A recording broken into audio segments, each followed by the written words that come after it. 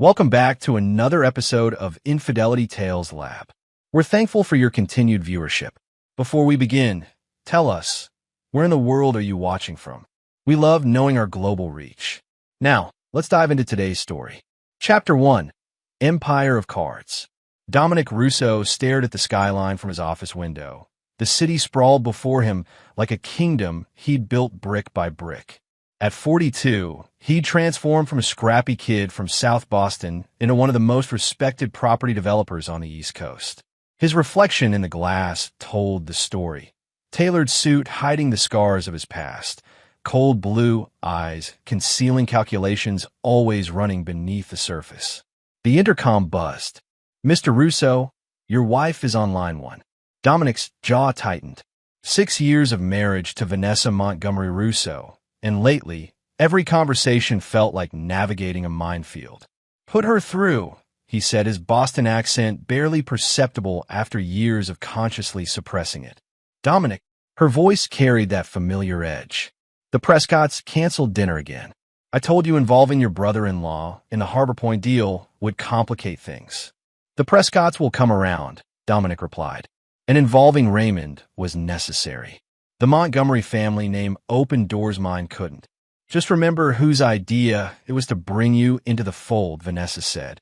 "Daddy wasn't convinced a Russo belonged at our table, let alone in our boardroom."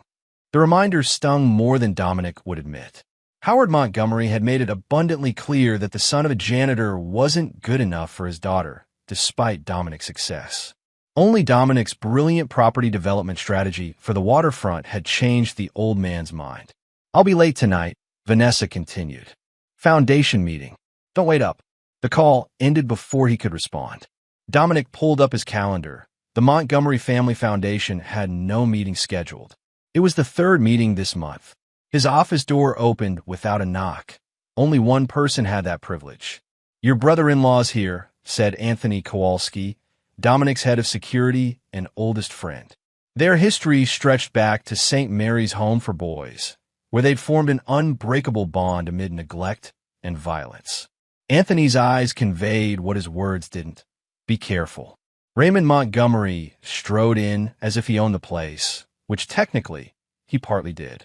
As Vanessa's younger brother and Dominic's business partner in Russo Montgomery Developments, Raymond had the Montgomery family's classic good looks. Wavy chestnut hair, green eyes, and an easy smile that charmed investors and building inspectors alike. Dumb. Just the man I wanted to see. Raymond dropped a folder on Dominic's desk. "The North Shore projections. We need to revise our strategy." Dominic opened the folder, scanning the contents with practiced efficiency. "These numbers don't match what Nelson presented last week." "Nelson's conservative. Always has been." Raymond loosened his tie. "I had Beck run new projections. Without consulting me." Dominic kept his voice level, but his hand tightened on the paper. Beck was Raymond's recent hire, young, ambitious, and too eager to please the Montgomery side of the business. "Just exploring options, partner." Raymond's smile didn't reach his eyes. "Speaking of options, Vanessa mentioned you're having doubts about the Harbor Point expansion." Dominic hadn't shared those thoughts with Vanessa. The realization slid like ice down his spine. "We're overextended," Dominic said carefully. "Taking on Harbor Point Phase 2 now increases our exposure if the market shifts. That's why I brought in the Taiwanese investors." Raymond leaned forward. "They're ready to commit, but they want assurances we're all in." Hesitation sends the wrong message. "I don't recall approving Taiwanese investors." Raymond's smile tightened. "Board approved it last month while you were in Chicago." Another decision made without him. The pattern was becoming clear, but Dominic needed more evidence before making his move. "I'll review the materials," Dominic said. "We'll discuss tomorrow." After Raymond left, Dominic pulled out his phone and texted a number saved under tax consultant. "Need your expertise. Dinner at Marcel's, 8 p.m. The reply came immediately. "I'll bring my calculator." Marcel's was the kind of place where privacy came with the exorbitant prices. Dominic sat in a corner booth when Natalia Vega slid in across from him. At 35, Natalia had left her FBI cybercrime unit to start her own security firm. Now she was the person Boston's elite called when they needed information no one was supposed to find. You look terrible, she said, studying his face. Charming as always, Nat. What's the job, Dom? Your text sounded urgent. Dominic slid a USB drive across the table. Need you to monitor some communications. Discreetly. Whose? My wife's. And my brother-in-law's. Natalia raised an eyebrow, but took the drive. You think they're screwing you in business? Or, that's what I need to find out. Dom, are you sure? Just find what's there, Nat. If it's nothing, I'll sleep better. And if it's something, Dominic's eyes hardened. Then they'll wish it was nothing. 3 days later, Dominic found what he needed. Natalia hadn't found explicit messages between Vanessa and Raymond, but their patterns were suspicious. Deleted text chains, late-night calls, locations that matched when both claimed to be elsewhere. More concerning were Raymond's communications with the board and investors, systematically undermining Dominic's position. On his drive home, Dominic's phone buzzed with a text from Vanessa. Need to talk. Important. Home early. Their Beacon Hill home was lit up when Dominic arrived. Inside, he found Vanessa in the living room with Raymond. The tension in the air was palpable. What's this about? Dominic asked, setting down his briefcase. Your business plan for Harbor Point, Raymond said, waving a document Dominic recognized as his confidential contingency strategy. Care to explain why you're developing a scale-down option behind our backs? Behind your backs? That's my risk assessment. Standard practice. Dominic's mind raced. That document had been his private safe. The question is, how did you get it? That doesn't matter, Vanessa cut in. What matters is you're undermining the company. The board is concerned. The board? Or just the Montgomery contingent? Dominic's voice remained calm, though fury burned beneath. Interesting timing, considering the mysterious Taiwanese investors who appeared while I was in Chicago. This isn't about them, Raymond snapped. It's about trust. Trust. Dominic laughed, a cold sound. Let's talk about trust, Raymond. Let's talk about the meetings you've had with Vanessa that neither of you mentioned, or the board votes you've orchestrated without my knowledge. Vanessa paled slightly. You've been spying on us? Protecting my interests. Dominic turned to her. Including those foundation meetings that never appeared on any calendar. You don't understand, Vanessa began. I understand perfectly. Dominic cut her off. You two have been systematically trying to push me out. The question is why now? What's the urgency? Raymond's face darkened. You're a disgrace to this family name, he roared, grabbing Dominic's business plan and tearing it to shreds. You're out of the partnership, effective now. Vanessa stepped closer, her voice cold. And this house is mine. The lawyers are on their way. They gave me 15 minutes, Dominic said quietly. He climbed the stairs to his office, hearing their hushed, urgent conversation below. In his office, Dominic opened his safe, removed a small device, and activated it. Then he took only what he needed, a specific thumb drive, passport, and a burner phone. The rest could be replaced. As he stepped onto the porch, he heard it. Raymond and Vanessa's phones erupting with notifications. Dozens, then hundreds of frantic alerts, messages and calls flooding in simultaneously because his contingency plan had just gone into effect. He smiled for the first time that day. Chapter 2. Blood and Mortar. Dominic Russo learned about power at age 11 when 3 older boys cornered him behind St. Mary's Home for Boys. They took his shoes, donated Nikes, the first new things he'd ever owned. That night, he waited until they slept, took back his shoes, and cut the laces into pieces. You didn't get revenge, young Anthony Kowalski had observed. They'll just beat you worse. I didn't want revenge, Dominic had replied. I wanted them to know I'm not afraid. 29 years later, Dominic sat in Anthony's spare bedroom, that same principle guiding his actions. He wasn't afraid of the Montgomerys. He was preparing to destroy them. They're panicking, Anthony said, showing Dominic his laptop screen. Whatever you did, it worked. On the screen, financial news headlines scrolled. Russo Montgomery stock plummets. Harbor Point development in jeopardy. Montgomery family wealth takes hit amid investor concerns. I didn't touch our stock, Dominic said. I simply released information about Raymond's secret meetings with the Taiwanese investors to our American backers, and sent documentation of board irregularities to key shareholders. The timing was perfect, Anthony mused. Right before the Asian markets opened. Raymond's been siphoning resources to a shadow project for months. I found the trail, but couldn't determine the endgame. Now they've forced my hand. Anthony studied his oldest friend. This isn't just about business, is it? Dominic's expression darkened. Vanessa has been transferring funds to an offshore account. Small amounts, building over time. She was planning to leave you anyway, with a substantial portion of what I built. Dominic's voice hardened. What we built, and don't forget your stake in this. Anthony nodded. He'd been with Dominic from the beginning, from their days at St. Mary's to their first construction jobs, through night school and Dominic's meteoric rise. Anthony's security company now protected all Russo Montgomery properties, and his financial future was tied to Dominic's. What's our next move? Anthony asked. We need leverage. Dominic pulled out his burner phone. It's time to call in some family connections. Franco Russo hadn't spoken to his son in 15 years. Not since Dominic had walked away from the family business, a euphemism for the organized crime operation Franco ran from his auto shop in South Boston. When his secretary said Dominic Russo was on the line, Franco nearly dropped his cigar. Dominic, Franco said, his gravelly voice betraying emotion he'd never admit to. Must be the end of the world if you're calling me. I need information, Pop, Dominic replied without preamble, about Howard Montgomery's real estate dealings in the 90s. The Montgomery heir? Franco chuckled. Why am I not surprised you married into that family? Always reaching for what wasn't meant for boys like us. Can you help or not? Meet me at O'Malley's. Tonight, 10 p.m. Come alone. O'Malley's hadn't changed in 2 decades. Same sticky floors, same smell of stale beer and broken dreams. Franco Russo sat in the back booth, looking older but no less dangerous at 73. You look like your mother, Franco said as Dominic sat down. Let's skip the family reunion, Dominic replied. Montgomery. Franco pushed an envelope across the table. Howard Montgomery built his fortune on some questionable land deals. The kind where buildings mysteriously caught fire and properties suddenly became available. You saying he committed arson? I'm saying he knew people who knew people.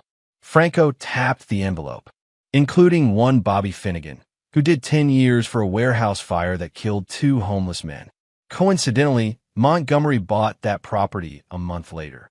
Finnegan's still alive, living in a nursing home in Quincy. Has early-stage dementia, but some days he's sharp. Loves to talk about the old days. Dominic pocketed the envelope. Thanks. One more thing, Franco said as Dominic stood to leave. Your brother-in-law, Raymond Montgomery? He's been making some interesting friends lately. The kind that don't appear in business registries. Criminal connections? Franco shrugged. Let's just say some people I know have been asked to help with a special project at Harbor Point. Off-the-books construction, very specific requirements. Dominic's mind raced with possibilities. What kind of requirements? The kind that need reinforced walls, soundproofing, and discrete access points. Franco gave his son a knowing look. Not typical luxury condo features. As Dominic turned to leave, Franco called after him. Whatever you're planning, remember, you've got more Russo in you than you think. The words followed Dominic into the night, both warning and reassurance. The next morning, Dominic visited Shady Pines nursing home. Bobby Finnegan was having a lucid day, his roomy eyes lighting up at the mention of Howard Montgomery. That fancy bastard, Finnegan wheezed. Promised me a pension for life. Know what I got? Enough for 10 years inside, then this place. Tell me about the warehouse fire, Dominic prompted. Montgomery wanted that land bad. Said he'd pay triple my usual fee. Finnegan leaned closer. Didn't tell me people were living there. That wasn't the deal. You have proof of Montgomery's involvement? Finnegan cackled. Course I do. Insurance. He tapped his temple, hidden where no one would look. My daughter has it. Insurance for my insurance, you might say. It took another hour and a promise of improved care for Finnegan to reveal his daughter's name. Maggie Finnegan, now Maggie Walsh, a nurse at Boston General. Maggie Walsh was suspicious when Dominic approached her, but the mention of her father and adequate financial incentive loosened her tongue. Dad gave me a safety deposit box key years ago, she explained in the hospital cafeteria. Said if anything happened to him, I should use what's inside to make the Montgomerys pay. What's in it? Letters. recordings, payment records. Maggie's eyes hardened. Howard Montgomery left my father to rot while he built an empire on those deaths. I want to make a deal, Dominic said. You give me access to that safety deposit box, and I'll make sure your father gets the best care available for the rest of his life. Why should I trust you? Because Howard Montgomery's son-in-law betrayed me, and his daughter, my wife, helped him do it. Dominic's voice carried the cold edge of certainty. And I'm going to make them pay. By evening, Dominic had photos of handwritten letters from Howard Montgomery to Bobby Finnegan, discussing payment for property acquisition services with specific references to the warehouse address. Most damning was a recorded conversation preserved on an old microcassette, where Montgomery could be heard instructing Finnegan to make sure it looks accidental and timing is crucial for the insurance. As Dominic reviewed the evidence in Anthony's apartment, his burner phone rang. Natalia. You need to see this, she said without greeting. I've been monitoring Raymond's communications as requested. He's meeting someone tonight at the Harbor Point construction site. Someone named Zhao. The Taiwanese investor, Dominic murmured. That's not all. I found blueprints on Raymond's private server. Modifications to the Harbor Point design that weren't in the official plans. Dominic, they're building some kind of secure facility within the development. The specifications match high-security holding areas. Send me everything you have. And Nat, I need surveillance on that meeting tonight. After ending the call, Dominic turned to Anthony. We need to move faster than planned. Raymond's up to something bigger than pushing me out. What are you thinking? I'm thinking it's time we turn the Montgomery family's methods against them. Dominic's expression was resolute, starting with a fire of our own. Chapter 3. Ashes to Assets. The Harbor Point construction site stood illuminated against the night sky, a skeleton of what would become Boston's premier waterfront development. Security was minimal. Anthony had made sure of that by scheduling a last-minute training session for the regular guards, replacing them with his less attentive employees. From his vantage point in a vacant building across the street, Dominic watched through binoculars as Raymond's Maserati pulled into the site. His brother-in-law emerged with another man, trim, middle-aged, with an expensive suit and the bearing of someone accustomed to authority. That's Zhao, Natalia confirmed beside him, adjusting her directional microphone. Wei Zhao, officially a representative of Taiwanese development firm Golden Century. Unofficially, he has close ties to certain government interests. Can you hear them? Give me a second. Natalia fine-tuned the equipment. Got it. Raymond's voice came through clearly. Assure you, Mr. Zhao, the facility will meet all specifications. Once operational, you'll have complete privacy.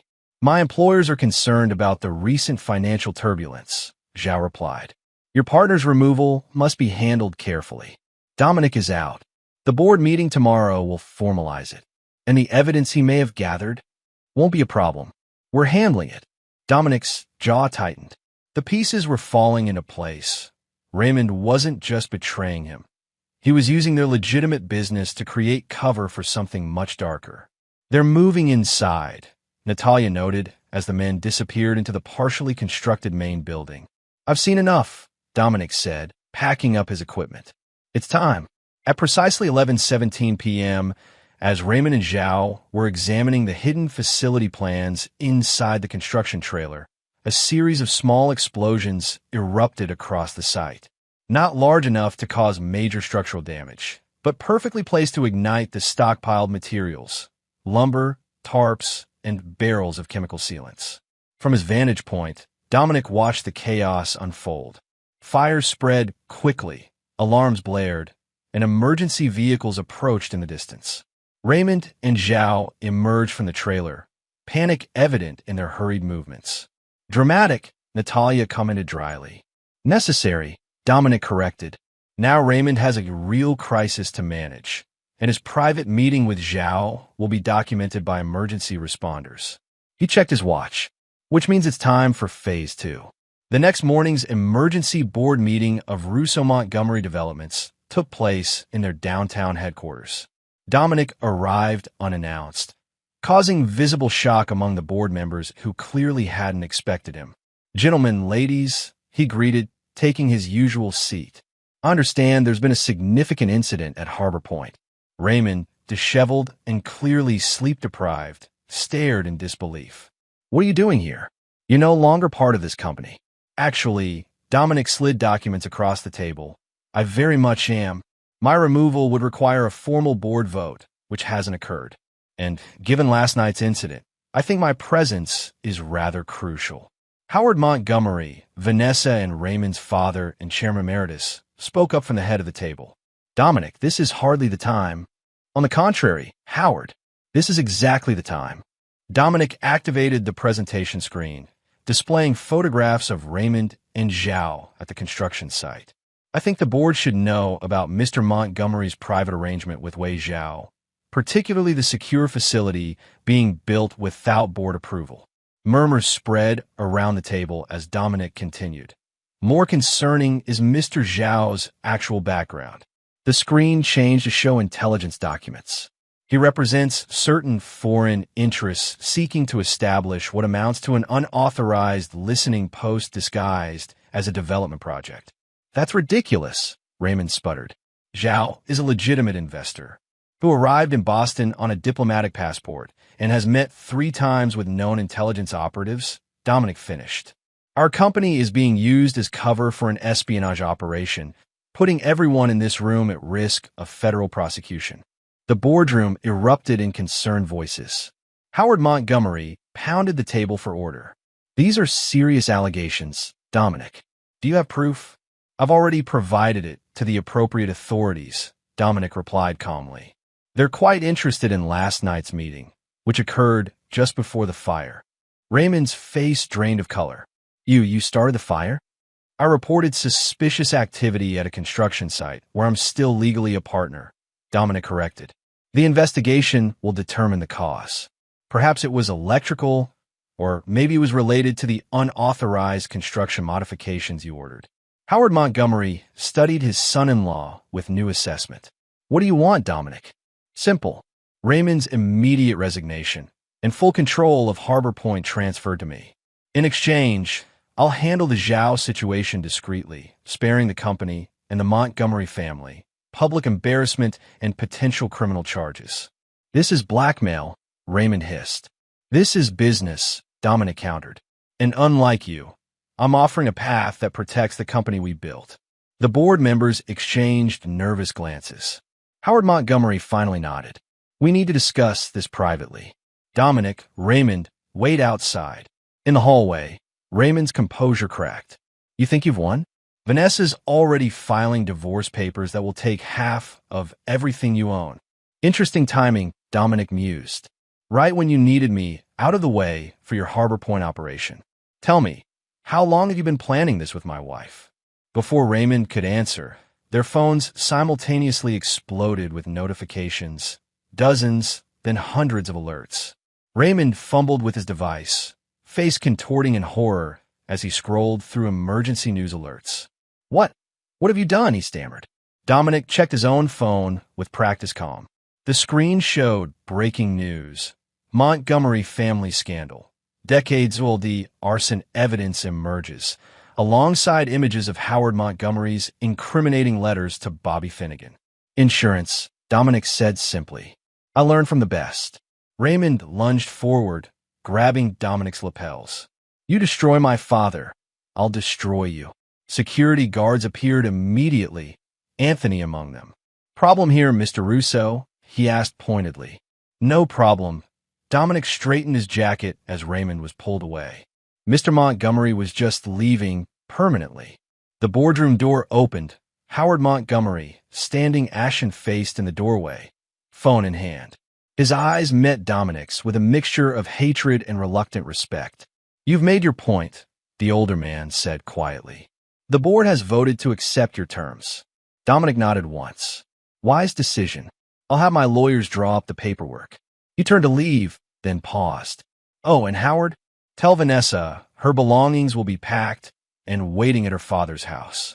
The prenup she insisted on has an infidelity clause that works both ways. My lawyers will be in touch about that as well. As he walked away, Dominic heard Raymond's desperate voice. Father, we can fight this. Shut up, Raymond, Howard snapped. You've done enough damage. Dominic smiled to himself. The Montgomerys had taught him an important lesson about family. Blood wasn't always thicker than water, but revenge was sweeter than both. Chapter 4. Scorched Earth. 3 weeks after the Harbor Point fire, Dominic sat in the newly appointed office of Russo Developments, watching skyline shadows lengthen across Boston Harbor. The company name had changed, board members had been replaced, and the Montgomery influence had been surgically excised from his business affairs. Howard Montgomery's reputation lay in tatters, the decades-old arson evidence triggering investigations into multiple development projects. While the old man's army of lawyers would likely spare him prison, his legacy was permanently tarnished. Raymond had fled to an undisclosed location, presumably to escape both legal scrutiny and the wrath of his mysterious foreign partners. Initial FBI inquiries into the Harbor Point project had vindicated Dominic's claims about unauthorized construction and security concerns. And Vanessa, she'd gone uncharacteristically quiet after her initial flurry of legal threats. Their divorce proceedings had begun, but her expected aggressive stance had softened to cautious negotiation. It felt like victory, yet Dominic knew better. This was merely the opening gambit. A knock at the door interrupted his thoughts. Natalia entered without waiting for permission, dropping a file on his desk. "You need to see this," she said. "Vanessa accessed a safe deposit box yesterday at First Maritime Bank. Not one we knew about." Dominic opened the file, finding surveillance photos of his soon-to-be ex-wife entering the bank, looking nervously over her shoulder. "What was in the box?" "Unknown," Natalia replied. But afterward, she met with this man. She pointed to another photo showing Vanessa in conversation with a middle-aged man in an expensive suit. Wesley Palmer, former prosecutor, now a high-priced defense attorney specializing in white-collar crime. "She's preparing countermeasures," Dominic mused. "The question is, what leverage does she think she has?" "There's more," Natalia continued. "Raymond surfaced briefly in New York 2 days ago. He met with this woman." Another photo showed Raymond with an elegant Asian woman outside a Manhattan restaurant. Lin Mei-ling, Taiwanese diplomatic corps, officially. Unofficially. Connected to Zhao, Dominic finished. "They're regrouping. Should I dig deeper on Mei-ling?" "Yes, but carefully. This has escalated beyond family betrayal." Dominic steepled his fingers. "They hit me first, but they don't understand what they've started." That evening, Dominic visited a place he'd avoided for over 15 years, his father's auto shop in South Boston. Franco Russo was working alone, hands black with grease despite his age, a cigarette dangling from his lips. "Twice in a month," Franco remarked without looking up. "The world really must be ending." "I need a more detailed picture of Raymond's connections," Dominic said. "Specifically about Zhao and a woman named Mei-ling." Franco wiped his hands on a rag. "You stirred up something nasty with that Harbor Point fire. People are nervous. The kind of people who don't get nervous easily." "What have you heard?" "That your brother-in-law promised delivery of something valuable. Something that wasn't his to give." Franco fixed his son with a knowing look. "Something that might be yours." Dominic's mind raced through possibilities. The only unique asset in that development was the location, direct harbor access, minimal oversight. And who controls the harbor security contracts in that sector? Understanding dawned. Kowalski's Security. Anthony's company. Exactly. Franco crushed his cigarette under his boot. "Your friend's business gave you eyes on all harbor traffic. Perfect for someone monitoring certain shipments. Someone like federal authorities, who I hear have been particularly interested in your friend's security feeds lately." The implications were staggering. For years, Dominic had allowed Anthony to use their property's strategic locations to assist occasional federal investigations, an arrangement that kept both businesses clean and provided useful connections. Raymond must have discovered this partnership and offered to neutralize it. "Raymond was selling access," Dominic said slowly, "promising to remove me and gain control of the security infrastructure. And now his foreign friends are unhappy about their investment," Franco confirmed. "Unhappy enough to start looking for alternatives, including your ex-wife, who's been making some interesting calls to former associates of mine." Vanessa is connecting with criminals? She's exploring options, Franco corrected. People who specialize in permanent solutions to complicated problems. Dominic absorbed this with cold calculation. Thanks for the warning. It's not a warning, it's a suggestion. Franco's eyes, so similar to Dominic's own, hardened. Finish this before it finishes you. The following morning, Dominic received an unexpected visitor at his penthouse apartment. Detective Lisa Martinez from Boston PD's Financial Crimes Unit. Mr. Russo, she began after declining coffee, I'm investigating some irregularities surrounding Russo Montgomery developments, specifically regarding the Harbor Point project. Former Russo Montgomery, Dominic corrected smoothly.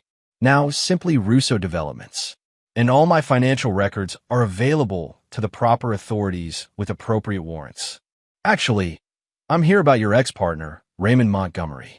He's made some serious allegations about financial manipulation and evidence tampering. Dominic's expression revealed nothing. Raymond is facing his own legal problems. Deflection is a common tactic. Perhaps. Martinez studied him carefully. But his sister, your wife, has provided some concerning documentation. Bank transfers, deleted communications supposedly recovered, meetings with known criminal elements. Detective, my divorce proceedings are ongoing. Vanessa has financial motivation to paint me in a negative light. That's what I figured, Martinez nodded. Which is why I wanted to hear your side before proceeding further. Something in her tone caught Dominic's attention. She wasn't hostile. If anything, she seemed to be offering an opening. Detective, off the record, what's really going on here? Martinez glanced at her partner, who stepped outside the apartment. Officially, I'm investigating potential financial crimes. Unofficially, there are some inconsistencies in the Montgomery sibling stories that concern me. Such as Raymond claiming to be blindsided by your accusations, when his calendar shows meetings with Wei Zhao dating back 6 months. Or Vanessa claiming financial ignorance while maintaining offshore accounts you apparently knew nothing about. Dominic considered his options carefully. Why tell me this? Because I investigated Howard Montgomery years ago when I was a rookie, the warehouse fire case. I knew Bobby Finnegan was covering for someone, but couldn't prove it. Martinez's eyes flashed with old determination. I don't like unfinished business. What do you need from me? Transparency, and a better understanding of what Raymond was really doing at Harbor Point. Dominic made his decision. I think it's time you met a friend of mine. Anthony Kowalski has some security footage you might find interesting. By nightfall, the chess pieces had moved significantly. Detective Martinez received access to Anthony's harbor security feeds, revealing numerous unauthorized meetings between Raymond, Zhao, and various unidentified figures at the Harbor Point site. More damning were recorded conversations Anthony had coincidentally captured, discussing shipment arrangements and customs blind spots. Meanwhile, Dominic had Natalia implementing a specialized cybersecurity protocol across all his business interests, one designed to track access attempts. Within hours, it detected sophisticated intrusion efforts originating from addresses linked to both Raymond's New York hotel and, surprisingly, Howard Montgomery's home network. They're looking for something specific, Natalia reported, targeting your personal financial records and communications with federal authorities. Let them find what we want them to find, Dominic instructed. The modified security logs showing Anthony's harbor monitoring system was a private initiative, not a government partnership. And if they dig deeper, they won't have time, Dominic replied. Because tomorrow, we escalate. That night, as Dominic reviewed his strategy, his secure phone rang, Anthony with urgent news. We've got trouble, his old friend said without preamble. Vanessa was spotted meeting with Marco Benetti. Dominic froze. Benetti was a name from his father's world, a professional who solved permanent problems for significant sums. When, 20 minutes ago, one of Franco's guys recognized her. Dom, she paid him. A lot from the looks of it. Understood. Implement Protocol Black. No one in or out of any property without triple verification. After ending the call, Dominic opened his safe and removed the gun he'd hoped never to use again, a reminder of the life he'd left behind. The weight of it felt familiar in his hand, despite the years. His phone chimed with a text from an unknown number, Harbor Warehouse. Midnight. Come alone if you want to end this cleanly. Dominic smiled grimly. They were making their move, which meant it was time for his counterattack. He texted Anthony, accelerate the timetable. Executed, Dawn. The real war was about to begin. Chapter 5, Blood Ties. The Harbor Warehouse loomed dark and silent, a relic from Boston's industrial past, now scheduled for demolition as part of Dominic's redevelopment plan. Its cavernous interior created ghostly echoes as he moved cautiously through the shadows, gun held low at his side. He wasn't alone, of course. Despite the message's instruction, Dominic had positioned Anthony and two trusted men at strategic points outside. Detective Martinez, now convinced of the Montgomery's criminal connections, had agreed to stay on standby with a tactical team, needing only Dominic's signal to move in. I know you're not alone, called a familiar voice, echoing through the empty space. You never did follow directions well. Vanessa stepped into the dim light, filtering through broken windows. She wore black, her normally perfect hair pulled back severely, making her look harder than Dominic remembered. Bringing an assassin to a meeting seems hypocritical, Dominic replied, scanning the darkness. Where's Benetti? Insurance, nothing more. He's not here. Vanessa moved closer, stopping 15 feet away. This doesn't have to end badly, Dominic. It already has. You chose your side, and you chose yours long ago. Something in her voice had changed, a bitterness that hadn't been there before. The mighty Dominic Russo, so focused on building his empire, he never noticed what was happening in his own home. Enlighten me. Did you ever wonder why my father finally accepted you? Why the great Howard Montgomery allowed his daughter to marry a janitor's son? Her laugh was brittle. Because you were useful. Your development strategy for the waterfront solved a problem that had been plaguing him for years. How to build legitimate businesses on properties with questionable acquisitions. I knew your father had skeletons, Dominic said evenly. Just like I knew you married me partly for my business acumen. Old news, Vanessa. Not quite. Vanessa's expression tightened. What you don't know is that Raymond and I had our own arrangement from the beginning. The Montgomery siblings protecting family interests against the outsider. By sleeping with your brother's contractors behind my back? Interesting protection strategy. Vanessa's composure slipped momentarily. You knew. I suspected. Natalia confirmed it last week. Phone records, hotel charges, the usual trail. Amateur work, really. That bitch, Vanessa hissed. Raymond said she could be bought. Raymond overestimated his persuasiveness. Dominic kept his voice controlled. What I don't understand is why now. Why push me out at this particular moment? Because Harbor Point was the final piece, came a new voice from the shadows. Raymond stepped forward, looking haggard but determined. With Harbor Point operational, we could finally step out from under our father's shadow, build our own empire without his constant oversight.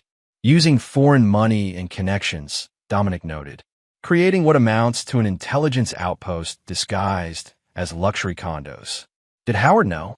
Father has become risk-averse in his old age, Raymond replied. Sometimes progress requires bold action. Bold action? You committed treason for profit. We created opportunity. Raymond's controlled facade cracked. While you were obsessing over perfect development plans and community impact studies, real money was on the table. Zhao and his associates needed a foothold, and we needed capital free from oversight. Dominic laughed coldly. And how's that working out? Your foreign friends aren't known for forgiveness when deals collapse. Which is why we're here, Vanessa interjected, to offer a way forward. For all of us. I'm listening. You transfer controlling interest in Harbor Point back to us, with guarantees of no further interference. In exchange, we ensure your other business interests remain untouched and certain evidence against you disappears. What evidence? Vanessa removed a flash drive from her pocket. Recordings of you discussing harbor security arrangements with federal authorities. Proof you've been acting as an informant. The kind of evidence that would make you a target for multiple interested parties. Interesting proposal, Dominic said, appearing to consider it. Just one problem.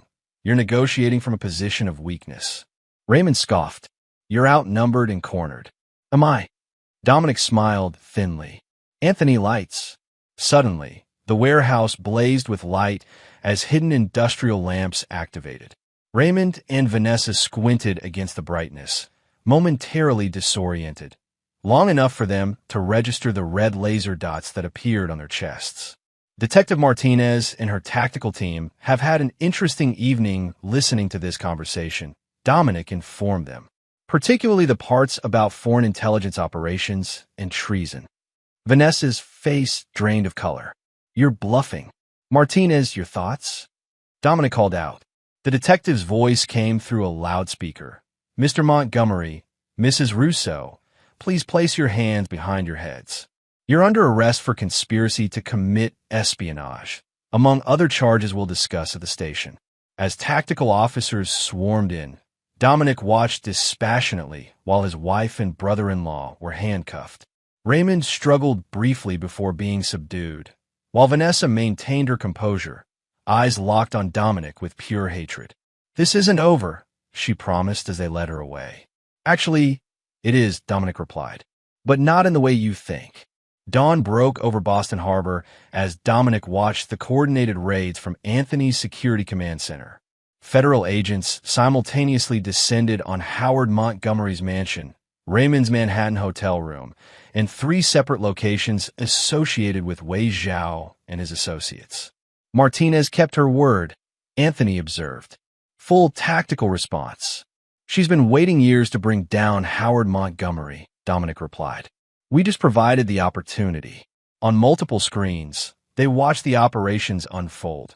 Howard Montgomery being escorted from his home in handcuffs. Raymond, already in custody, being transferred to federal agents. Zhao's associate Mei Ling detained at Logan Airport attempting to board a flight to Taipei. One screen showed Vanessa in an interrogation room, her lawyer Wesley Palmer beside her, both looking increasingly concerned as Martinez presented evidence. What happens now? Anthony asked. Now we rebuild, Dominic said. Harbor Point continues under our complete control, properly designed and built. The federal authorities get their espionage case. Martinez gets her revenge on Howard Montgomery, and we get our company back, stronger and uncompromised. And the Montgomerys? Dominic's expression hardened. They gambled and lost. Howard will likely negotiate a deal to avoid prison at his age, but his reputation and fortune are destroyed. Raymond faces serious federal charges with evidence too substantial to overcome. And Vanessa, he paused, a flicker of emotion crossing his face before disappearing. Vanessa made her choice. Anthony studied his oldest friend closely. You loved her once. I loved who I thought she was, Dominic corrected. But that person never existed. His phone buzzed with a message from Natalia. Final phase complete. All accounts secured. Assets frozen as requested. With a satisfied nod, Dominic sent a single-word reply. Proceed. The Montgomery dynasty had ruled Boston's elite circles for generations. By sunset, it would exist only in memory. Chapter 6. House of Cards. Howard Montgomery's voice rasped with fury, echoing through the Federal Detention Center's visitation room. You betrayed your family. Across the table, Vanessa maintained her composure despite 3 days in custody. I did what was necessary to salvage what we could. By turning state's evidence against your own brother? Howard's hand trembled as he pointed an accusatory finger. Raymond faces 20 years because of your testimony. Raymond faces 20 years because he conspired with foreign agents, Vanessa corrected coldly. I simply leveraged his mistakes to secure my own future. Exactly as you taught us. Howard's face flushed darker. I taught you family loyalty above all else. And where did that loyalty get us? Raymond in maximum security, you under house arrest, our assets frozen, and the Montgomery name dragged through the mud. Vanessa leaned forward. Dominic outplayed us, father. The only rational response is to salvage what we can. By helping them destroy your brother? By ensuring one member of this family emerges intact. Vanessa's eyes hardened. My immunity deal protects the offshore accounts you established in my name. Accounts Dominic never discovered. Once the dust settles, we'll have resources to rebuild. Howard studied his daughter with new assessment, a hint of reluctant pride mingling with his anger. "You become more calculating than I expected. I learned from the best." Vanessa glanced at the clock. "My lawyer has arranged a meeting with the prosecutors to finalize my statement. I need your authorization to access the contingency files." "The Cayman documentation? Those are for true emergencies. What do you call this?" Vanessa gestured to their surroundings. "With those papers, I can secure at least $30 million beyond the government's reach. Without them, we lose everything." After a long moment, Howard nodded resignedly. "The authorization code is in the family Bible, Book of Revelations, naturally, the numbers corresponding to the marked verses." "Thank you, Father." Vanessa stood to leave. "I'll make sure your sacrifice means something." As she left, Howard called after her. "What about Dominic? What does your deal mean for him?" Vanessa paused at the door, her expression unreadable. "Dominic believes he's won. Let him enjoy it while he can." Across town, Dominic sat in the offices of Baldwin & Chun, one of Boston's most prestigious law firms. Eleanor Chun, managing partner and longtime legal advisor to Russo Developments, reviewed the documents before her with practiced efficiency. "The government seizure of Montgomery assets works in our favor," she noted. "With Howard's properties frozen pending investigation, your claim on the Harbor Point project stands unchallenged." "And the divorce proceedings?" Dominic asked. "Given Vanessa's current legal situation and the evidence of infidelity, the prenuptial agreement will be enforced in full. She'll receive the minimum statutory amount, nothing more." Eleanor removed her glasses. "Though I understand she's negotiating an immunity deal. Let her. Everything she knows is already in the open." Eleanor studied her client carefully.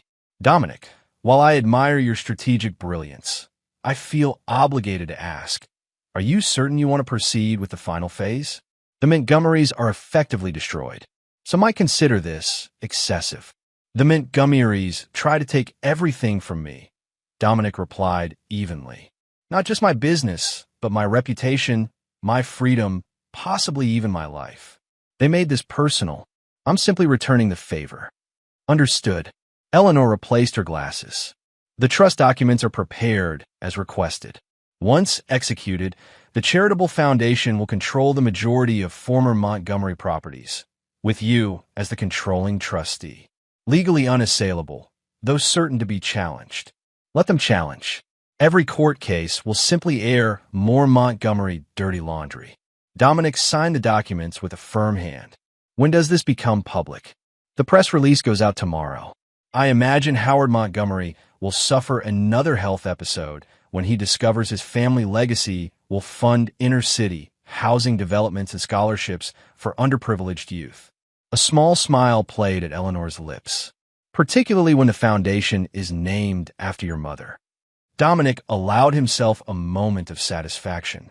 Maria Russo had cleaned Howard Montgomery's offices for 20 years, enduring his condescension and occasional harassment without complaint to support her son. The irony of her name adorning his buildings would not be lost on anyone who knew their history. "Perfect," Dominic said. "In the other matter?" Eleanor passed him a sealed envelope. "The investigation into Marco Benetti has been quietly expanded to include his recent contacts. Vanessa's name is prominently featured." "Excellent." Dominic stood to leave. "I believe we're finished here." As he reached the door, Eleanor asked, "What about Raymond?" His federal case seems straightforward, but these matters have a way of evolving. "Raymond made his choice," Dominic replied without turning. "Now he lives with the consequences." That evening, Detective Martinez requested a meeting at a quiet bar near the waterfront. She arrived in civilian clothes, looking tired but satisfied. "The federal prosecutor is building quite a case," she said after ordering a scotch. "Raymond Montgomery's been singing like a canary since they showed him the evidence." "Anything surprising?" Dominic asked, nursing his own drink. "He claims Vanessa was the mastermind. Says she arranged the initial contact with Zhao through an old Harvard classmate." Martinez studied Dominic's reaction. "That fit your perception of your ex-wife?" "Vanessa always was more calculating than people gave her credit for, Dominic acknowledged.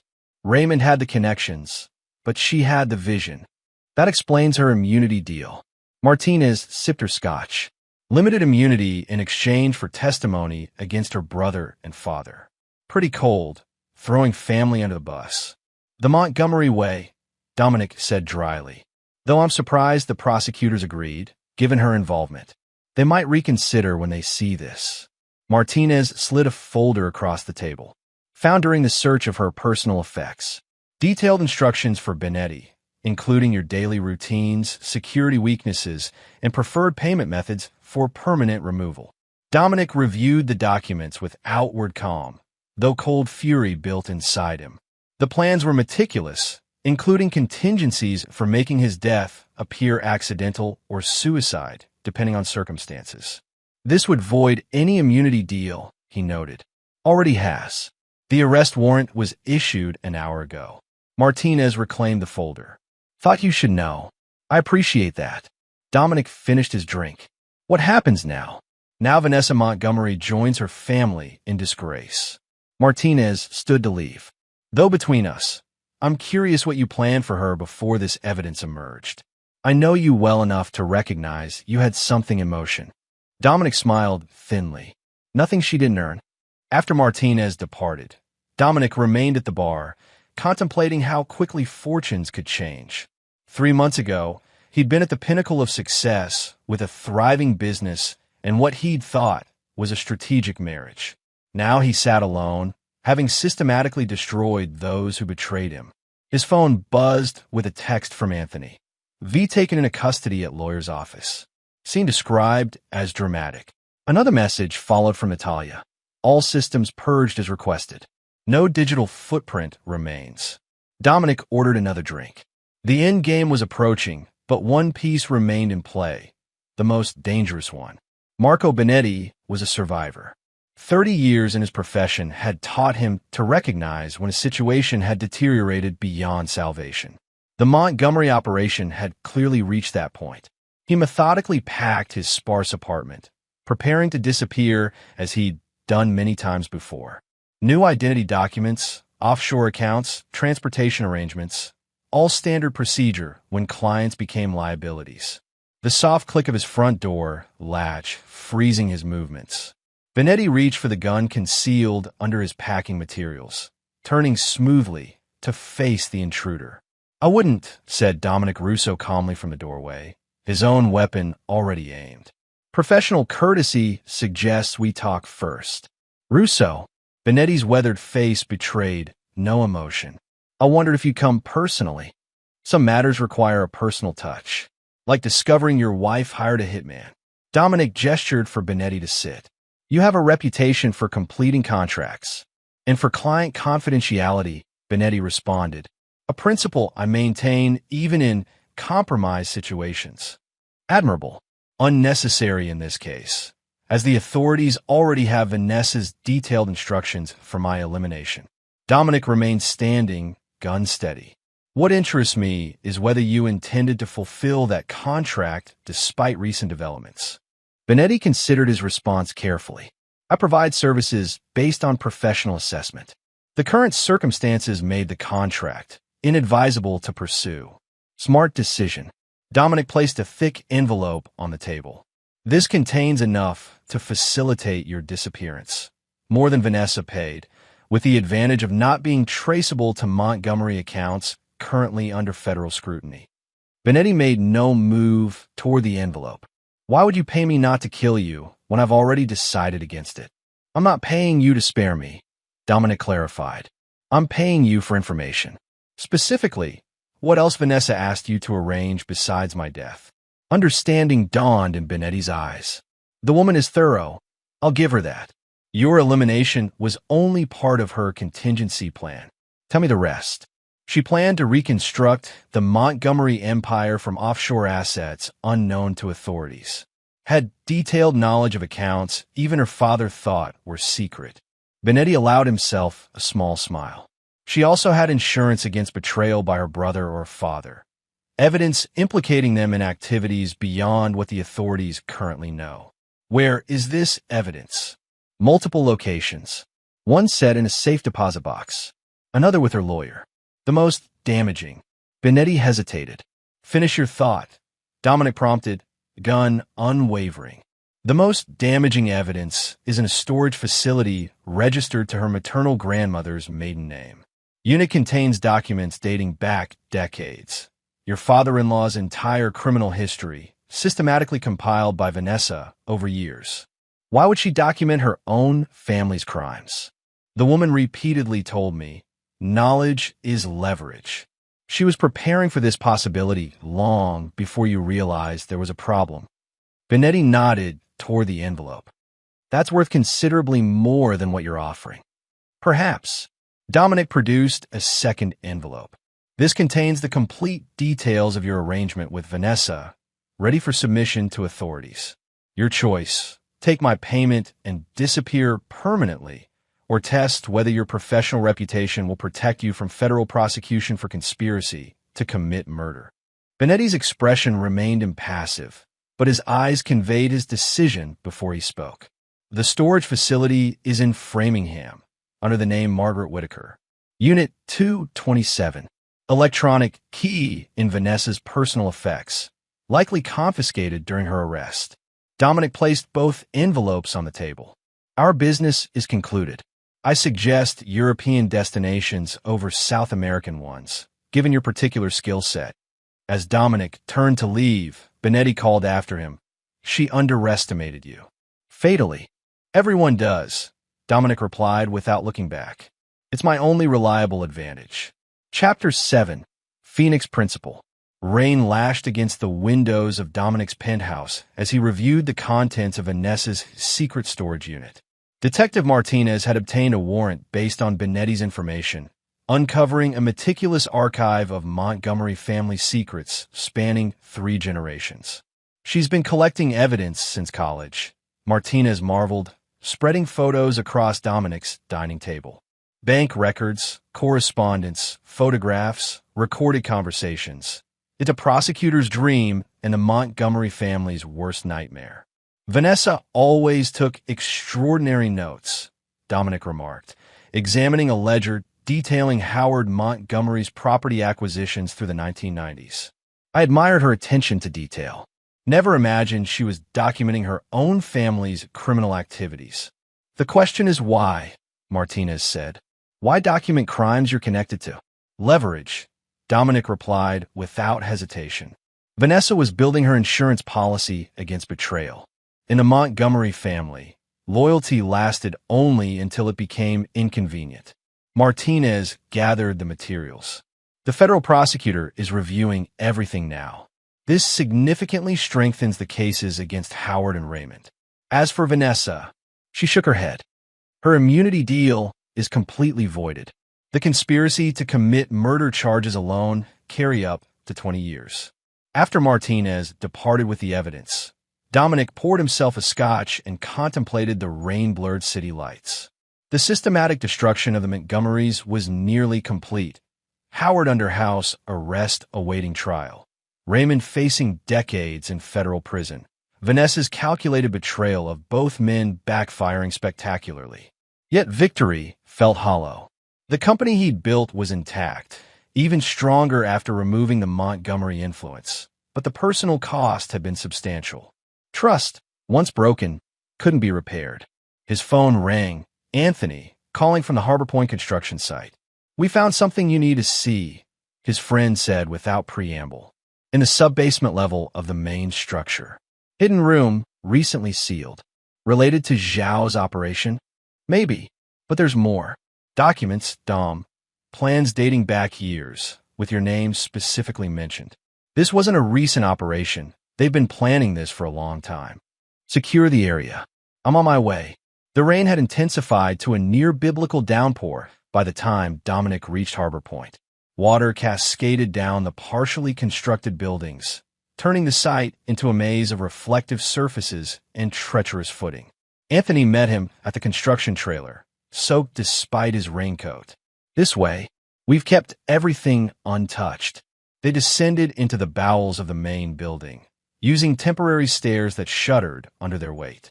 The hidden room had been concealed behind prefabricated concrete panels, discoverable only during the detailed inspection Dominic had ordered after reclaiming the project. Inside, battery-powered lights revealed a space roughly 15 feet square, its walls covered with documents, photographs, and maps. At the center stood a table containing architectural plans for Harbor Point, but with significant modifications from the approved design. "It's like a command center," Anthony observed, "or a war room." Dominic studied the wall nearest the door, where a timeline had been meticulously constructed.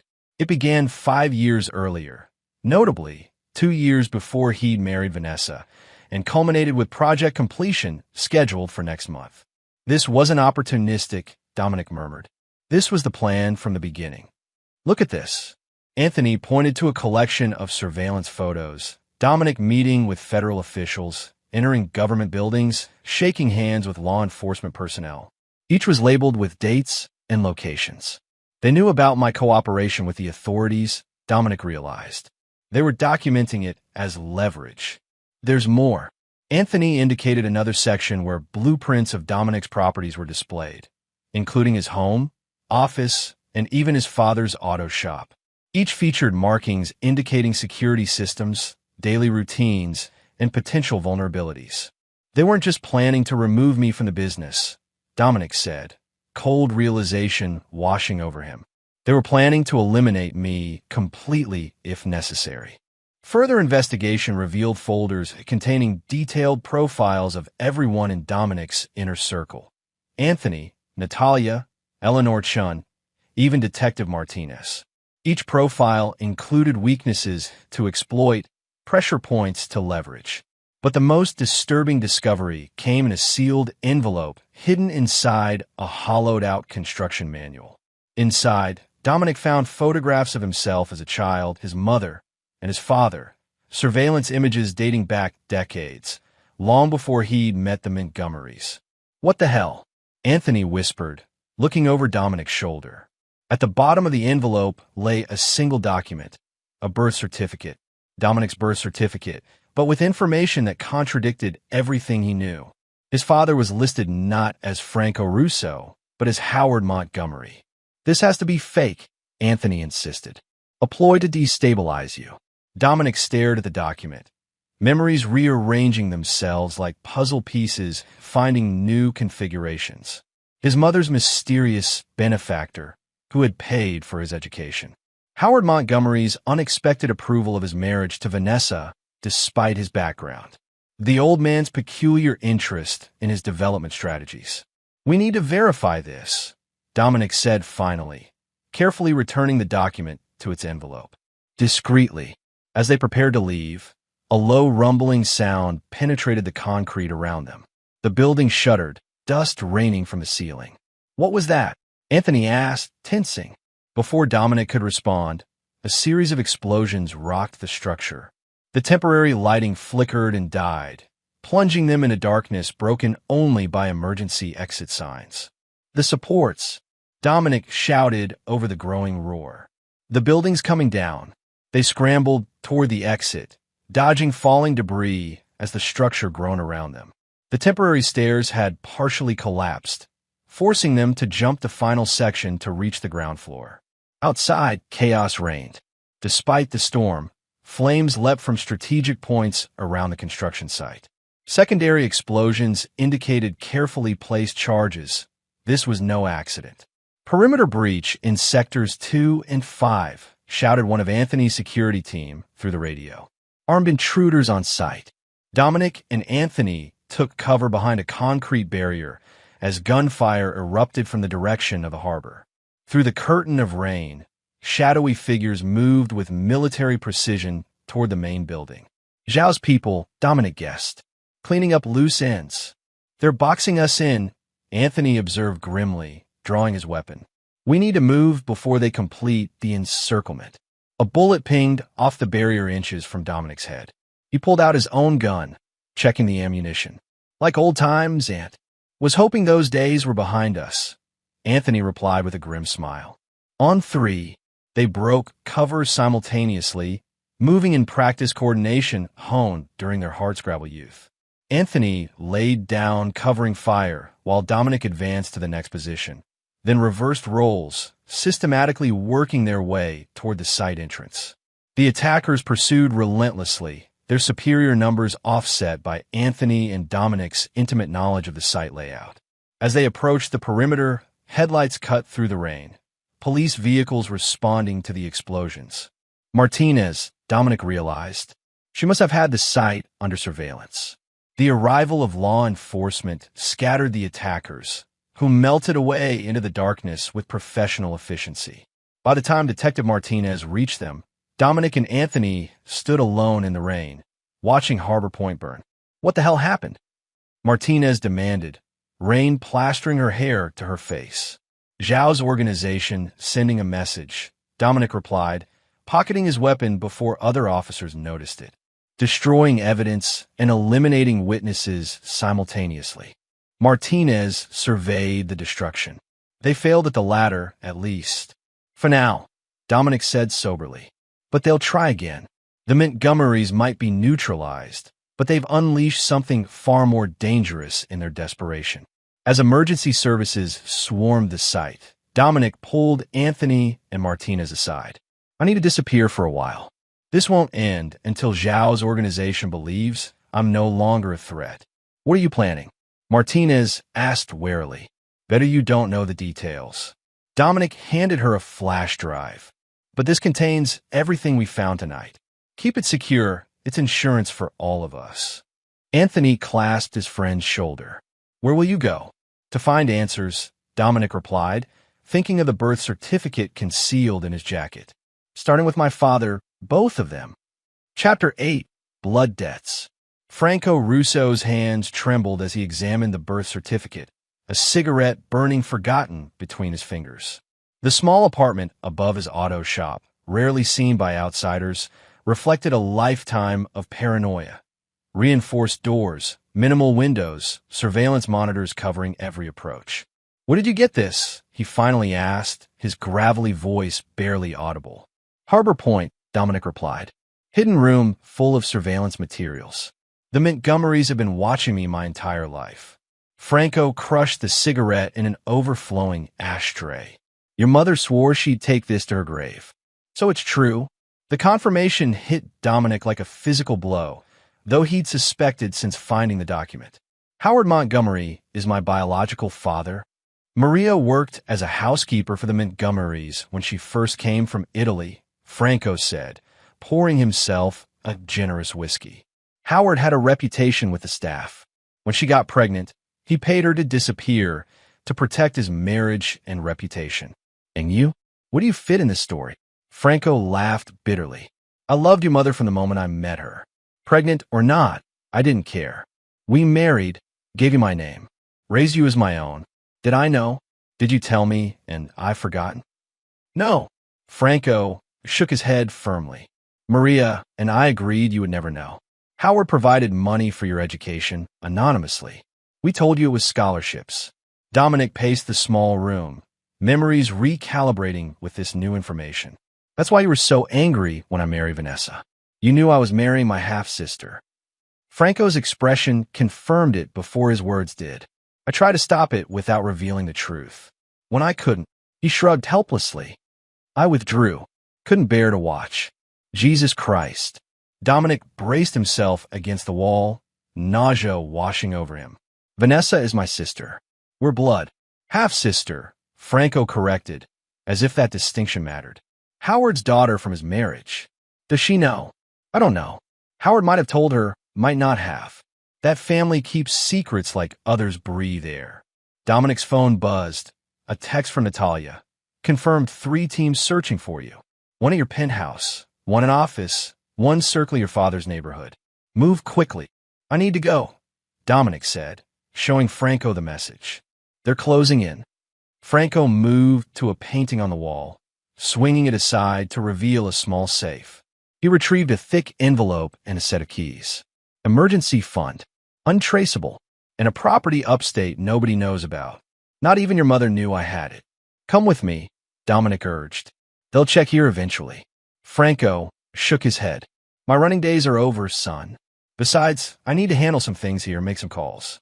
People who owe me favors might help slow down whoever's hunting you. As Dominic prepared to leave, Franco embraced him fiercely. You are my son, he said, voice rough with emotion. Biology be damned. Never forget that. The cabin Franco had directed him to sat 20 miles from the nearest town, accessible only by a dirt road that became treacherous in bad weather. Simple, but solid, it offered the isolation Dominic needed to process revelations that had shattered his understanding of his own life. He'd been there 3 days when Natalia arrived, having taken elaborate precautions to ensure she wasn't followed. Your father's been arrested, she said without preamble, dropping her bag by the door. Federal agents took him in for questioning about his connections to the Zheng crime family. The Zheng family? What the hell does my father have to do with Chinese organized crime? Nothing directly, Natalia explained. But Zhao isn't just a businessman or government agent. He's connected to the Zheng family through marriage. When the Harbor Point deal collapsed, he apparently reached out to those connections for assistance. And they connected Zhao to my father, based on his past. More than that, they found detailed dossiers on you and Franco in Raymond Montgomery's possession. He'd been feeding information to Zhao for months, including your father's history and potential leverage points. Dominic absorbed this with cold fury. How long will they hold him? Hard to say, but there's more. Natalia hesitated.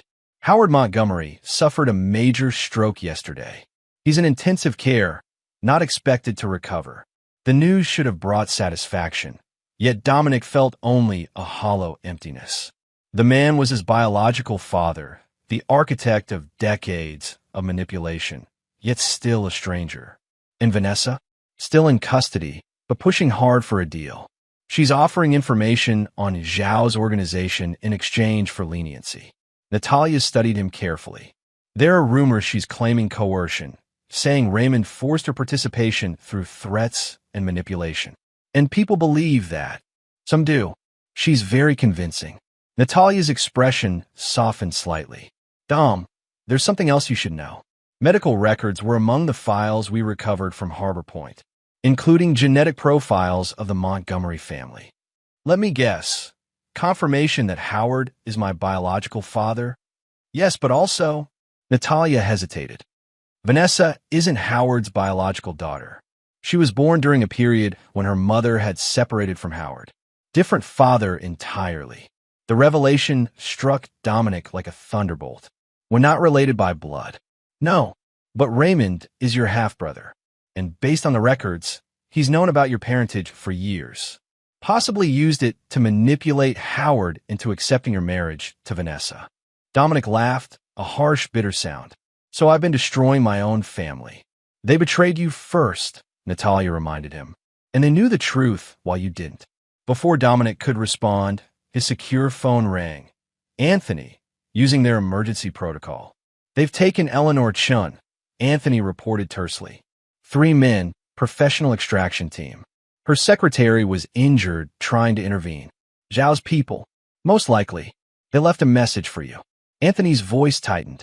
They want the evidence from Harbor Point in exchange for her safe return. All copies, plus your personal testimony that Zhao wasn't involved. When and where? Tomorrow night. Old fish processing plant at the South Harbor. They specified you come alone. After ending the call, Dominic turned to Natalia. I need to return to Boston. It's a trap, she said flatly. Of course it is. But Eleanor is involved because of me. I won't abandon her. What's your plan? Dominic moved to the cabin's small table where he'd spread maps and documents. First, we free my father. Then we end this, permanently. Detective Martinez looked exhausted when she met Dominic at an abandoned warehouse near the city limits. Her normal professional polish had given way to rumpled clothing and shadows under her eyes. This meeting never happened, she said by way of greeting. I'm risking my badge, even being here. I appreciate it, Dominic replied. What can you tell me about my father's situation? Franco Russo is being held as a material witness in an ongoing federal investigation into organized crime connections to the Harbor Point development. Martinez consulted her notebook. They're using his history as leverage, threatening to reopen several cases from the 90s where the statute of limitations hasn't expired. Is he talking? Not a word. Your father's old school. Martinez regarded Dominic carefully. The feds believe he knows where you are. They're applying pressure. I need him released. Martinez laughed incredulously. Just like that? I'm a detective, not a magician. What if you had evidence implicating the actual perpetrators? Enough to shift focus entirely from my father. That would help, but... And what if that evidence also helped you close several high-profile cold cases, including 2 homicides from the warehouse fire Howard Montgomery arranged? Interest sparked in Martinez's tired eyes. What exactly do you have? Dominic slid a flash drive across the table. Everything. The complete Montgomery criminal history, Zhao's operation details, financial records documenting decades of corruption. Enough to build careers for ambitious prosecutors. And in exchange, my father's immediate release. And operational support for tonight. Martinez pocketed the drive. What happens tonight? Justice, Dominic said simply. But I'll need tactical backup that doesn't officially exist. Can you arrange that? After a long moment, Martinez nodded. For this evidence, I can make certain arrangements off the books. But Dominic, this ends tonight. One way or another. That's the plan, he agreed. One way or another. The South Harbor fish processing plant had been abandoned for years, its cavernous interior permeated with the lingering smell of its former purpose despite long disuse. Dominic approached alone as instructed, the weight of his concealed weapon a cold comfort against his side. Inside, harsh industrial lights illuminated a clearing amid rusting equipment. Eleanor Chun sat bound to a chair, bruised but conscious. Behind her stood Wei Zhao, flanked by 4 armed men. Mr. Russo, Zhao greeted coolly, punctual despite your circumstances. I admire that. Let her go, Dominic replied. She has nothing to do with this. On the contrary, Ms. Chen has been most helpful in explaining certain legal intricacies of your business operations. Zhao stepped forward. Do you have what I requested? Dominic held up a leather portfolio. All evidence recovered from Harbor Point, including the original documents. No copies exist. A transparent lie, Zhao remarked, but acceptable for now. Slide it across the floor. Dominic complied, watching as one of Zhao's men retrieved the portfolio and handed it to his employer. Zhao examined the contents with clinical detachment. Impressive collection, he commented. Raymond Montgomery was more thorough than I gave him credit for. Raymond was a tool, Dominic said. Just like you were. Zhao looked up sharply. Explain yourself. Harbor Point was never about luxury condominiums or even an intelligence outpost. It was about creating a secure transit point for your organization's real business. Dominic gestured to their surroundings. Much like this facility was in its prime, the perfect cover for moving certain valuable commodities through busy ports. You seem well informed for someone who was blindsided by his own family. I adapt quickly, Dominic replied, and I recognize when I'm not seeing the full picture. The Montgomerys didn't approach you. Your organization approached them. Probably years ago, looking for influential partners with flexible ethics. Zhao's slight smile confirmed the assessment. And now I'm offering a better partnership. Dominic met the other man's gaze steadily. The Montgomerys are finished. I control their assets, their connections, their influence, without their liabilities. An interesting proposal. Unfortunately, you've become a significant liability yourself. Zhao nodded to his men, who raised their weapons. Your elimination simplifies matters considerably. Before you make that decision, Dominic said calmly, you should know that federal tactical teams are currently surrounding this building. On my signal, or if anything happens to me, they move in. You're bluffing. Martinez, Dominic called out. Red laser sights immediately appeared on Zhao and his men, emanating from shadowed positions around the facility. Detective Martinez emerged from the darkness, accompanied by heavily armed officers in tactical gear. Federal agents. Drop your weapons. Zhao's men hesitated, looking to their employer for direction. With remarkable composure, Zhao slowly raised his hands. It seems negotiations have shifted, he observed. Though, I wonder what your law enforcement friends would think of your proposal to continue our arrangement. They heard exactly what I wanted them to hear, Dominic replied as Martinez's team secured the gunman. A confession to your criminal enterprise, recorded for posterity. As officers led Zhao away, Dominic moved to Eleanor, quickly freeing her restraints.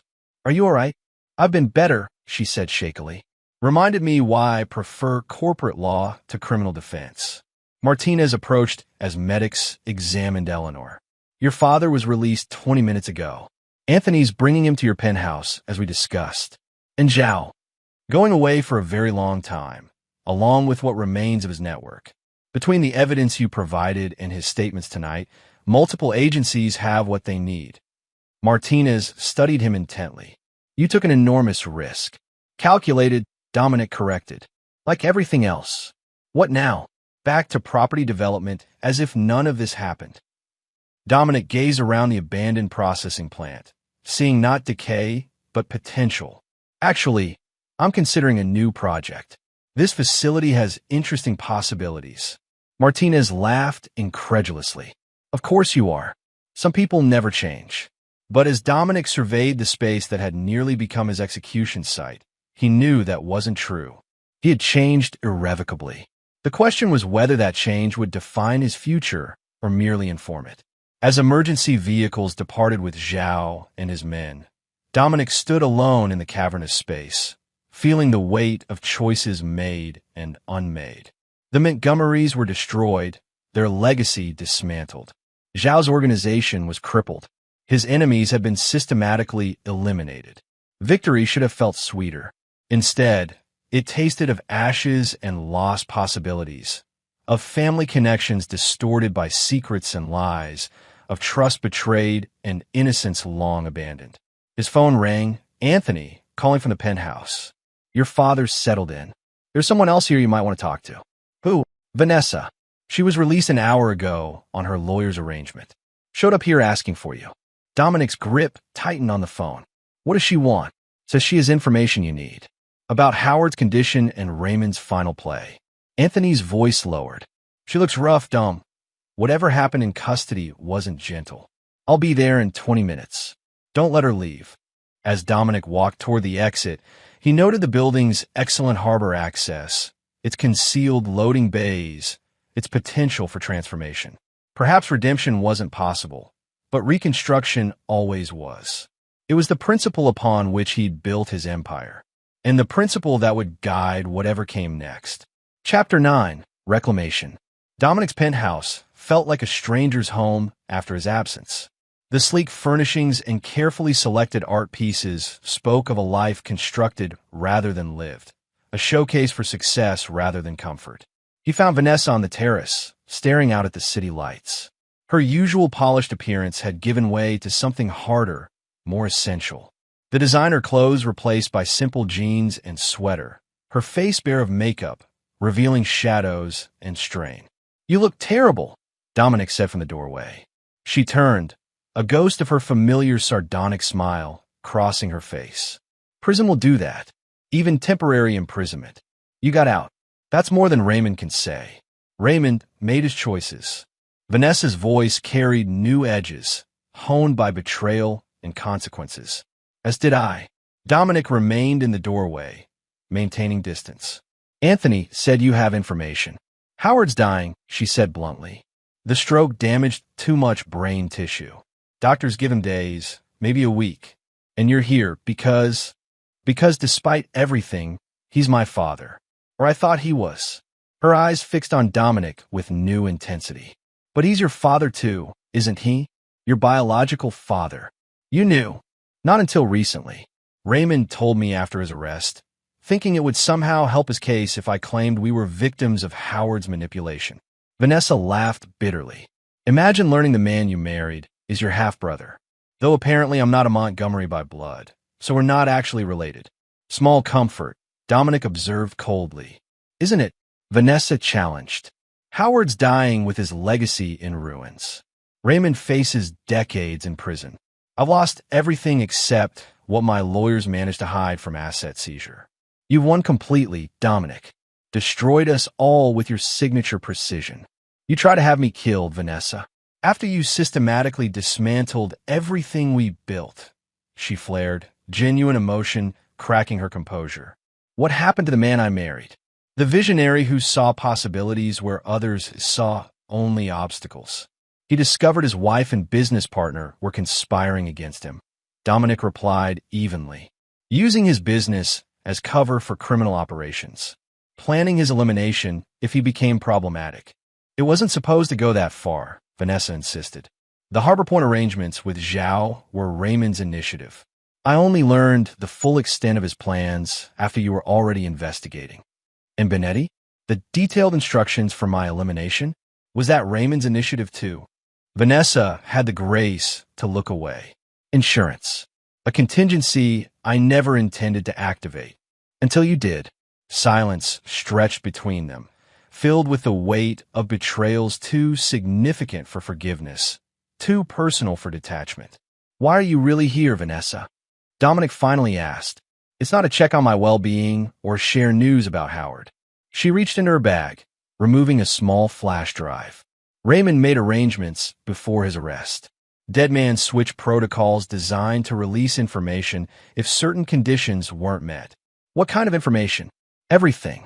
The complete Montgomery archives, including materials Howard collected over decades. Business dealings, political connections, blackmail evidence on half of Boston's elite.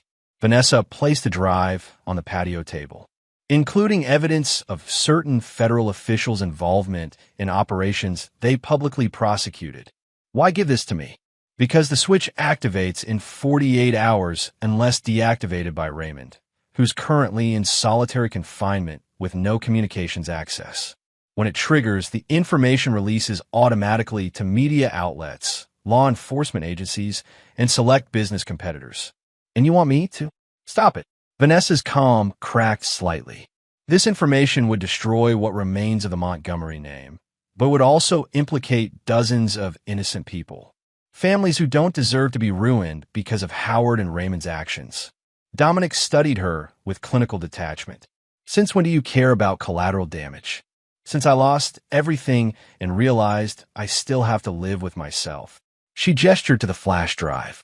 The deactivation codes are there, along with server locations and access credentials. Raymond designed it to be unhackable, but he left this backdoor for family emergencies. And what do you get out of this?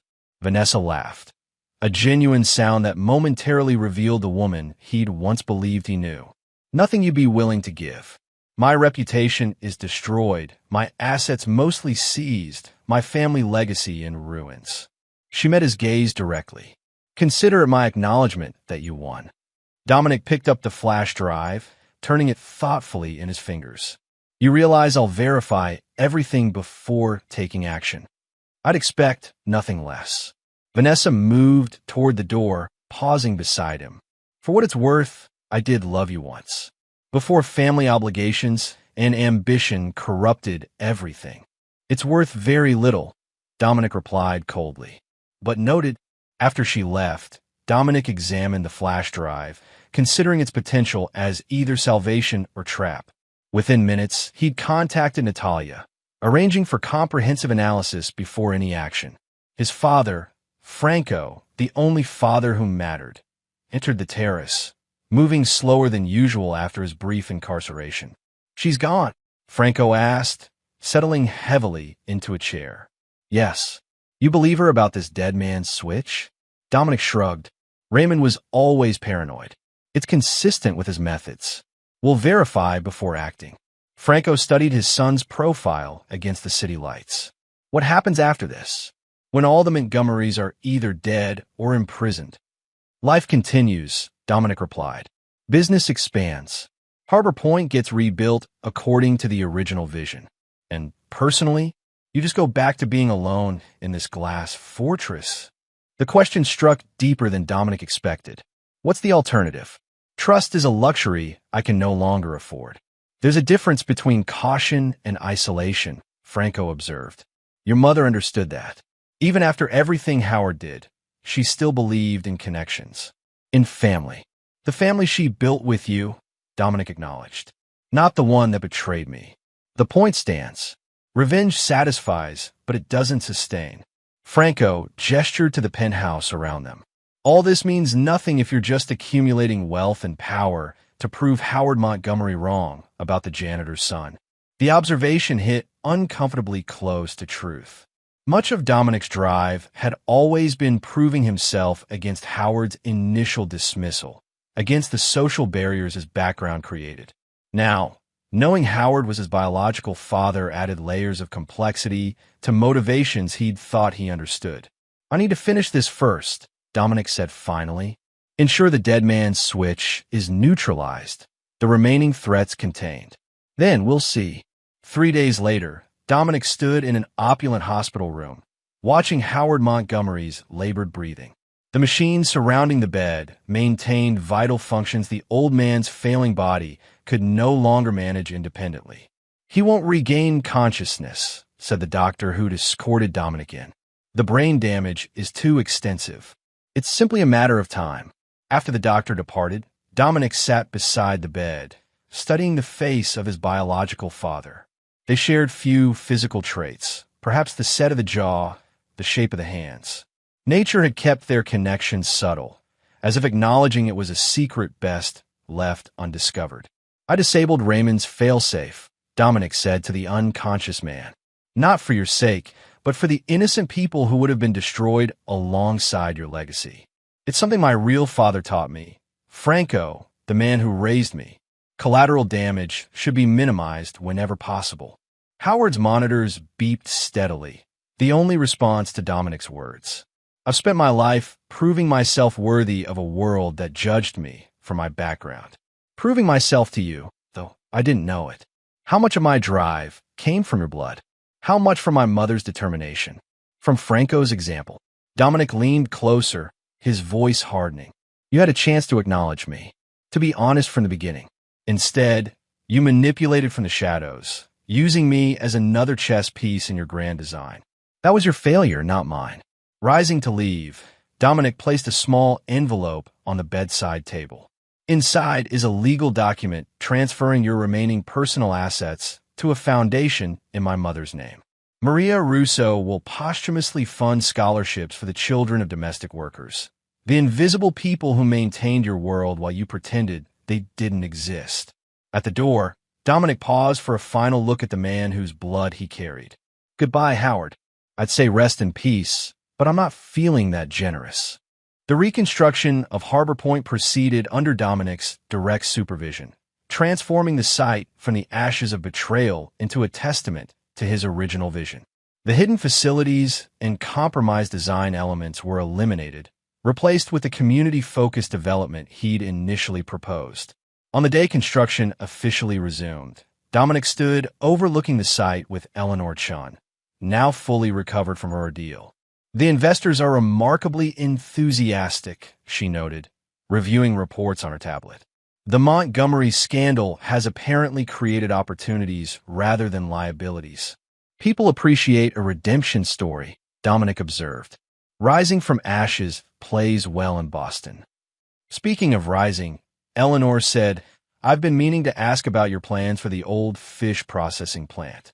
My sources tell me you purchased it through a shell company last week." Dominic smiled slightly. "It has potential. Good harbor access, solid infrastructure despite its age, and significant history given recent events." Eleanor regarded him shrewdly. "Some might consider it morbid to develop a site where you were nearly executed. I prefer to see it as reclamation, transforming trauma into opportunity." "Philosophical," Eleanor remarked. "And the Russo Family Foundation? Another transformation." The foundation, established with assets recovered from the Montgomerys, had quickly become a significant force in Boston philanthropy, focusing on education and housing for underprivileged communities. "My mother would have approved," Dominic said simply. "She believed in lifting others as you rise." Their conversation was interrupted by Anthony's arrival with time-sensitive security matters, leaving Dominic alone on the observation platform. From this height, the harbor stretched before him, the same view that had captivated him when he'd first developed his vision for this property. His phone buzzed with a text from Franco. Dinner tonight. No excuses. Family matters to discuss. Family. The word carried new weight after everything that had transpired. The Montgomerys had shown him what family shouldn't be. A web of manipulation, secrets, and conditional loyalty. Franco had shown him the alternative. Steadfast support despite blood differences. Honesty even when painful. Raymond remained in federal custody, facing decades of imprisonment for his role in Zhao's operation. Vanessa had disappeared after their final conversation, reportedly traveling in Europe on funds her lawyers had protected from seizure. Howard Montgomery had died without regaining consciousness, his funeral sparsely attended and quickly forgotten. The Montgomery dynasty had fallen, but from its ruins, Dominic had salvaged something unexpected, clarity about what truly mattered. Not empire building or revenge, but creation. Not accumulation, but purpose. As he surveyed what would become his greatest achievement, Dominic felt something he hadn't experienced since before the betrayal. Anticipation. The future stretched before him, unwritten and full of possibility. The price of betrayal had been paid in full, by those who deserved it, and by himself. Now came the harder part, building something worthy of survival. He texted Franco back, "I'll be there. Save me some lasagna." Some foundations Dominic had learned were worth preserving. The rest could be rebuilt, stronger than before. And there you have it. Another story comes to an end. What did you think? I'd love to hear your thoughts in the comments below. If you enjoy this story, consider joining our community by subscribing. It means the world to us. For more stories like this one, check out the recommended videos on screen. And I'll see you there.